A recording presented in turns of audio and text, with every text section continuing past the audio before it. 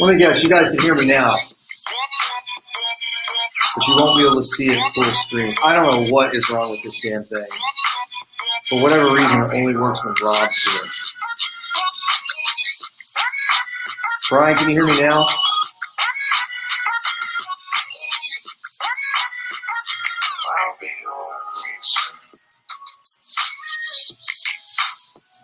I don't understand why I can't get this to work. I'm really starting to lose my shit over this thing. Okay. Yeah, but it's split screen, isn't it, on your end?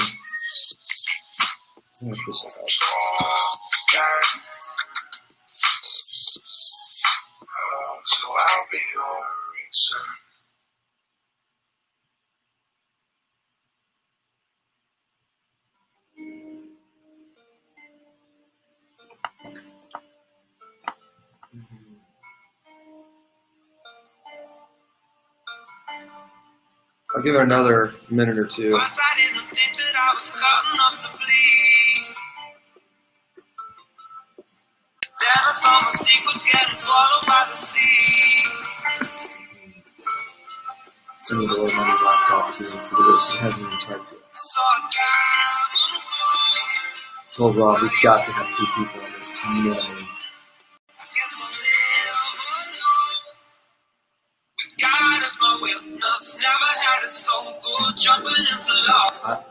There's just so much stuff going on. I'm playing a video in the background. I've got this thing running audio and video, and then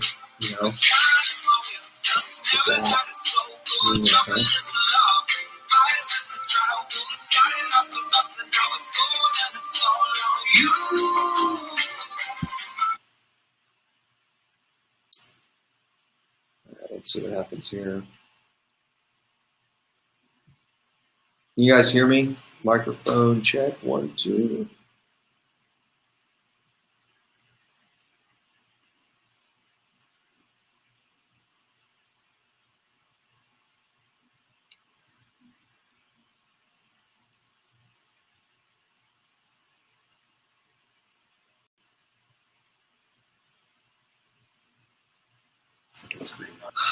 Let me see what it looks like when I pull it up on YouTube.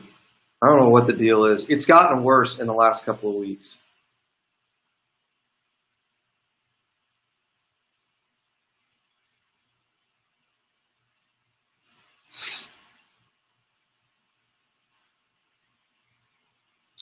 All right, it says we are live.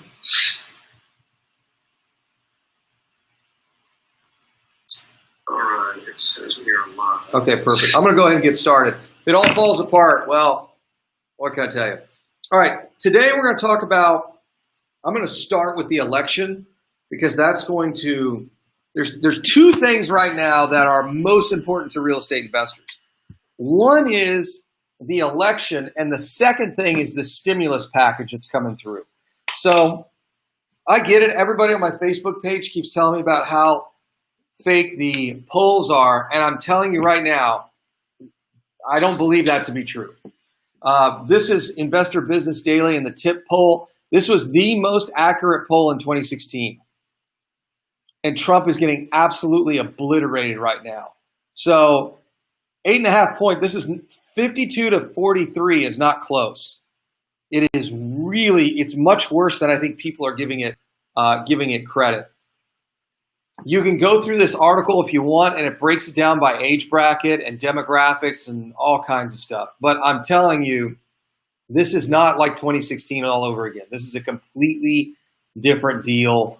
Unless something changes in the next 3 weeks, it's not going to be a pretty election. Now, I think election night goes one of 2 ways. We will not, if Trump wins, we won't know that night. It's going to be really hard to know that night because the states he needs to win have a ton of mail-in ballots. However, we will know if Biden wins that night. It'll be bad because those states that Trump doesn't need, or the Trump needs, Biden does not need to win.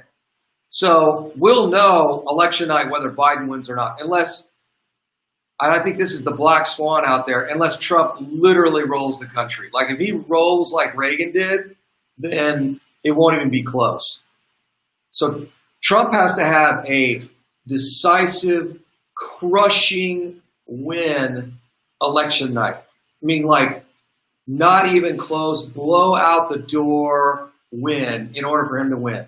If not, he's not going to win. It's just the way the states are rolling right now just doesn't seem to be the case. So I'm telling you, this was the closest poll in 2016, and it's not even close. One of the things you guys got to remember is that Biden has, and I don't understand. There's part of me that really wants to scream and say the polls aren't real because nobody's showing up to Biden's rallies. Like, they're ghost towns. He's waving to people that aren't there. Like, that's how bad it is.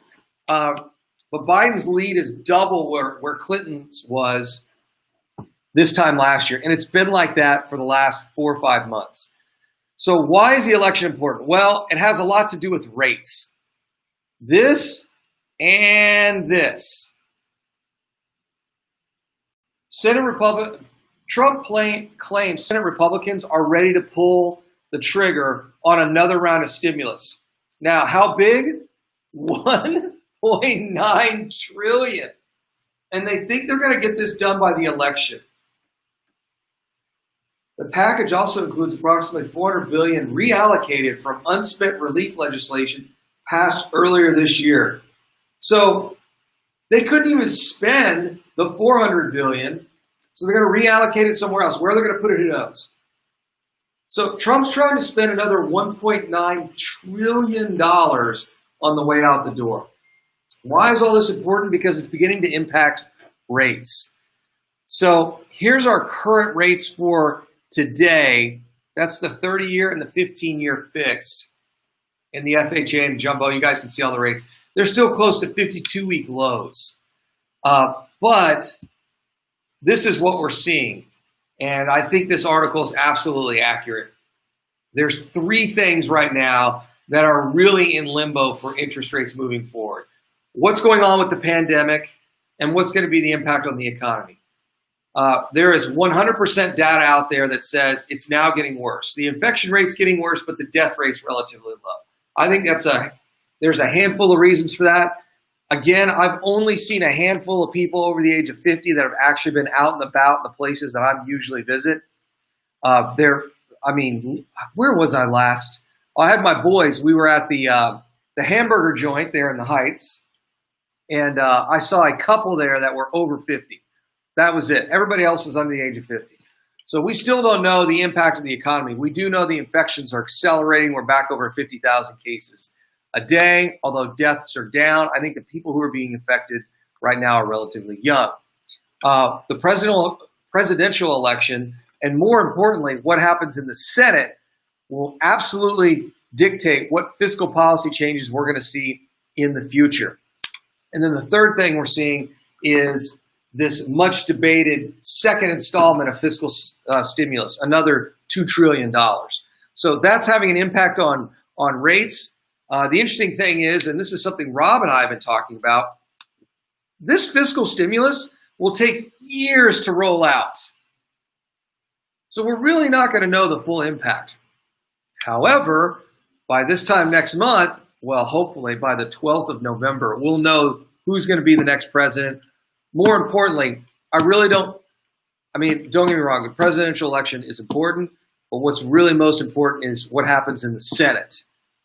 The rumor is that 8 out of the 6 Senate seats are probably going to roll Democrat. If that's the case, then they're going to control the House and the Senate, and more than likely the White House, which is not good. You really like your branches of government to be split. That way all they do is fight with each other, on Twitter and late night news, and they don't really have much time to screw with the American people. So hopefully we can leave. I think we got probably a better way to put this. We have a better chance of Trump winning the election than the Republicans do of holding the House. That's my prediction right now, based off the data I see. All right, now let's get into the real estate stuff. Home prices rose by record number last week. Median home price nationwide is $320K. I know the HAR report is out, and I'm not going to get into that today. I'll probably do that Wednesday. Median home sales price have made their largest increase, jumping 15% year over year. That is absolutely insane. Houses are appreciating faster than your hard money loan. It's absolutely insane when you think about it. And to really bring this all home, I sent out an email today as a preview to what I was going to talk about on this broadcast. And that is the only thing that people have gotten wrong is the crash. And this is my favorite guy, Logan, over at Housing Wire. Housing bubble boys who shamelessly never miss a chance to call it wrong in epic fashion. These guys have been getting it wrong for 8 years. In fact, I'll add the dollar crash bros and the bit boys, the bit bros, the Bitcoin guys to that same list. I've been hearing about a dollar crash for probably 20 years now, since I started following this stuff. And it just hasn't happened. And so here we go. And he actually does a pretty good job of outlining these folks. Some of their biggest hits, or should I say misses, in the last 8 years was the Silver Tsunami. If you guys remember that, the Silver Tsunami was the crash where people over the age of 60 were going to sell their homes and move into condos and apartments to save money. Remember, all these people were going to sell their houses, their McMansions, and all of a sudden there's going to be this big crash. Well, guess what? It never happened. The ever popular investor supply crash. This one I hadn't heard in a couple of years, but all these investors bought all these houses nationwide, and there was going to be this huge oversupply of houses that investors would sell, and it would cause an enormous crash. Guess what? That hadn't happened either. The Airbnb supply crash. Now, this one I think he's got partially right and partially wrong. Airbnb in certain submarkets, as those properties get on the market, is absolutely going to cause a crash. Why do you think Travel Club, we're focused in on Florida, and in particular Miami and Fort Lauderdale, and Vegas? Because we know that those Airbnb markets are getting hammered right now. The rest of the country, there's not enough Airbnb properties to really cause a supply crash. And of course, this year, COVID-19 was going to for sure cause a 30 to 50% crash in prices. That was absolutely absurd. And here we go, as predictable, now they're going after the new thing, which is the forbearance crash of 2021. Woo! I'm hearing real estate gurus talk about the forbearance crash. 2021, they're liquidating their portfolios because there's going to be this huge crash. And home prices are going to crash 30, 40, 50% in 2021. And again, this has got to be the most uneducated thing I think I have heard. I was having an interesting conversation with Scott Carson this past week on Facebook. And I said, look, man, he posted an article. And I said, look, man, I'm not seeing it. There's not enough properties that are going to go into forbearance and end up in foreclosure that you're really going to see it. And he said, Jason, you're probably never going to see it. They're never going to hit the retail market. They're going to show up as non-performing notes, and they're going to get sucked up by all these hedge funds. You're just really not going to see it. And I'm like, okay, so I'm not crazy here. So let's go with the numbers, because a lot of these guys, and I battle with them on Facebook and my personal email daily. And I keep asking them, show me your numbers. Show me your numbers. Show me your numbers. And guess what? Nobody can produce a damn number. All they can tell me is you're wrong and the world's going to end. And I'm like, well, you're an idiot if you can't even produce any data. Well, here's the data. You're going to need somewhere in the neighborhood of forbearances above 10 million. So if you guys remember back to 2007, 2008, we had somewhere between 9 and 10 million foreclosures. So you're going to need forbearances 12, 13, 15 million mortgages that go into forbearance. The problem is we have less than 3 million. So the forbearances would have to grow by a factor of 5, i.e. 500%. They just fell again by 18%. I mean, they were at their highest. Forbearances were 4,500. they would have to be 3 times that. We would have to have a coronavirus lockdown and death rate and all that stuff 3 times higher to get to forbearances at 15 million. That's why I'm saying none of these guys make sense. And when you ask them produce the numbers, they tell you something stupid like, well, I've been in real estate 20 years, and you should just believe me based off my experience. Well, what number do you see based off your experience that says it's going to happen? No, Jason, you don't understand. I've been doing this 20 years. And I sit there and I'm like, I've been doing this 7 years now. If you've been doing it 20, why do you run a property management company and you're not sitting on a beach somewhere with a garage full of Porsches not working? And then I realized, oh, I'm just talking to another broke guy. I'm like, I get it. You don't really know what you're talking about. You've got a lot of experience. In things that probably don't matter when we talk about economics. Like that's what I'm beginning to realize where all these quote experts are in real estate. Because this is real simple. This is really easy math. We need foreclosures above 10 million to have a massive reduction in prices. We have a precedent for how housing crashes happen. We just need to look back at 2008. Over 10 million delinquent loans. Why? Because our lending standards were horrible. We had people who had massive negative equity. We even had 2 people in a household that were working even when they were able to recast their loan. If you guys remember back in 08 and 09, all of these mortgage workout programs were kind of the latest thing. Even when people worked through their mortgages, they still couldn't pay the loans. But that's not the case anymore. None of these factors exist in this marketplace. We've got maybe 3 million at-risk loans. Those aren't loans in foreclosure. Those are just loans in forbearance. And that doesn't mean they're delinquent. That's another big misconception. But just because a loan is in forbearance doesn't mean it's delinquent. In fact, a lot of these forbearance loans are people trying to refi without having to pay for a refinance.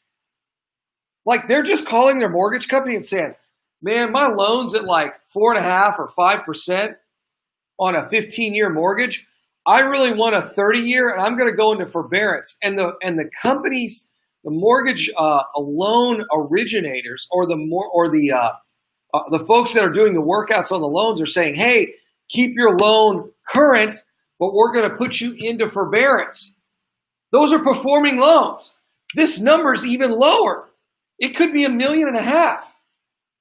Here's what's wild. Today's homeowners have a very healthy financial profile. They've got a ton of equity. In fact, some of them have 8 years of price gains. And mortgage demand is at an 11-year high. Like, there is no, and if you guys remember back in 2012, and he highlights this, all these mortgage bear guys and all the crash bros, which got it wrong again, kept saying there was this huge glut of what was called the shadow inventory.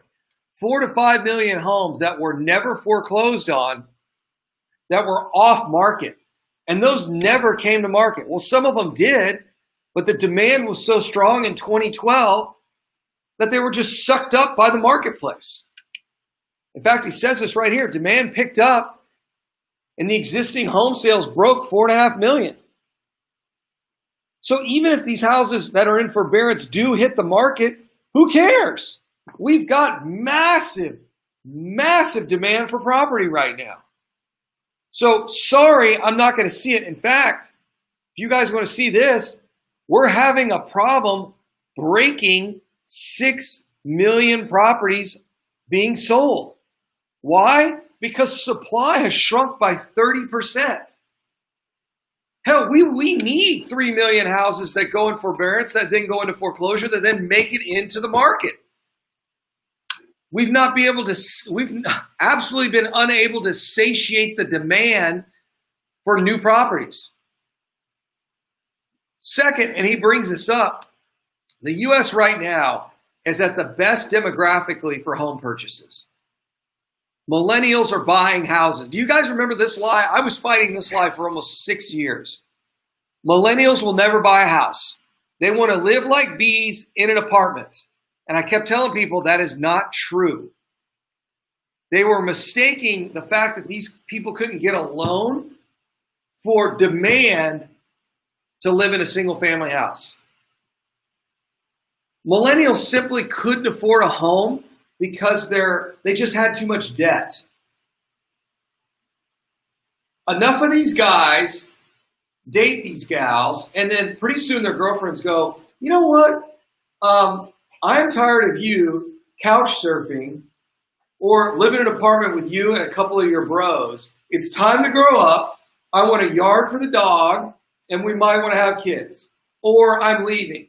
And finally, this dude at the ripe age of 32 says, you know, I'm kind of tired of living with my buddies from college and doing all of that nonsense here in the Heights at my Class A apartment. I think it's time to grow up and live in a house that has a yard, so I don't have to take the dog outside from the apartment complex. And yeah, maybe I do want to have some kids, and I don't want to have it here.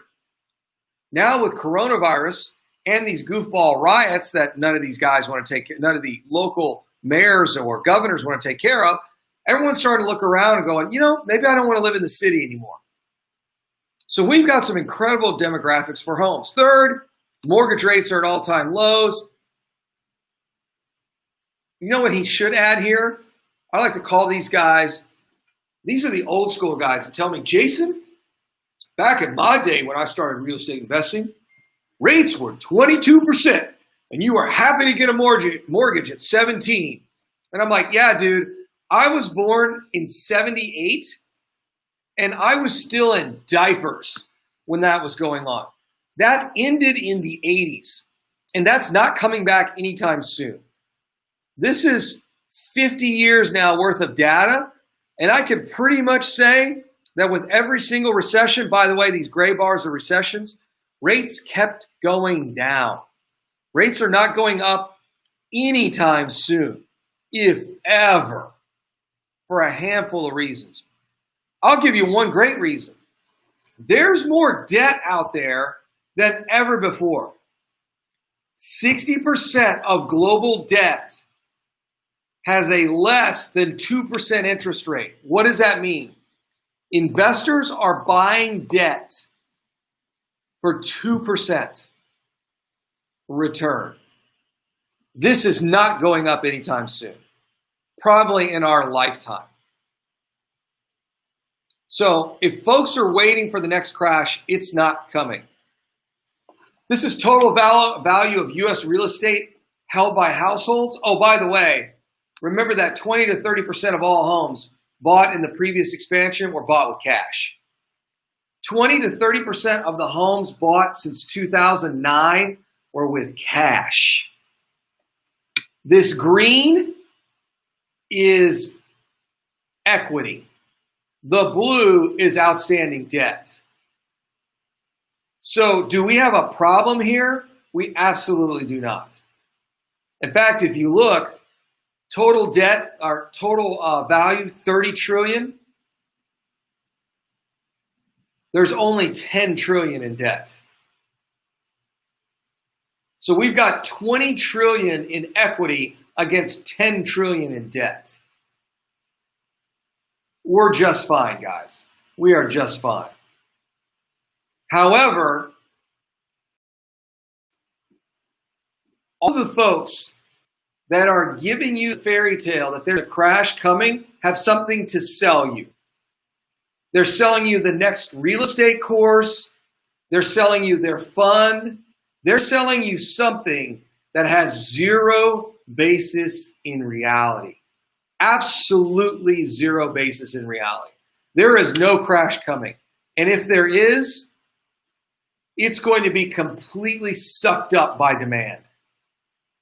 We have a massive problem in this country, and it's not a housing bubble.